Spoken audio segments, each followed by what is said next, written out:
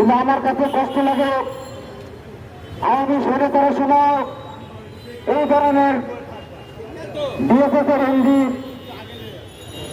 হয়নি। যখন স্বৈরাচার মুক্ত হয়েছে এদেশের জনগণ, ছাত্র জনতা, সাংবাদিক সহ তখন স্বৈরাচার মুক্ত করেছে।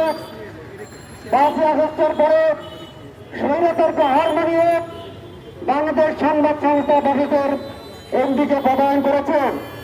আমরা জানি, খুব খবর নিয়ে জানতে পেরেছি স্বৈরাচারের সকল কর্মকাণ্ডের সাথে সে জড়িত ছিল। তারপরে স্বাধীন দেশে এই ধরনের স্বৈরাচারকে কেন নিয়োগ দিয়েছে, আজকের এই প্রোগ্রাম থেকে আমরা জানতে চাই। আমরা এই পূর্বে আলটিমেটাম দিয়েছিলাম, এই আলটিমেটামের পরে সরকার তাকে এখনো পদত্যাগ করায়নি। আর অথর্ব এমডি যদি তার লজ্জা শরম থাকতো তাহলে সে নিজেই তো ইস্তফা দিয়ে বিদায় নিত।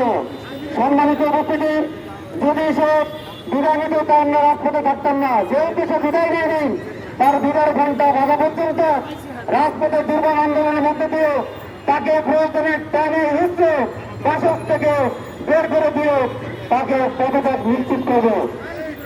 আগামী দিনে সকল আন্দোলন সংগ্রামে আমরা ঢাকা সাংবাদিকের নেতৃত্বে ঐক্যবদ্ধভাবে রাজপথে থাকবো।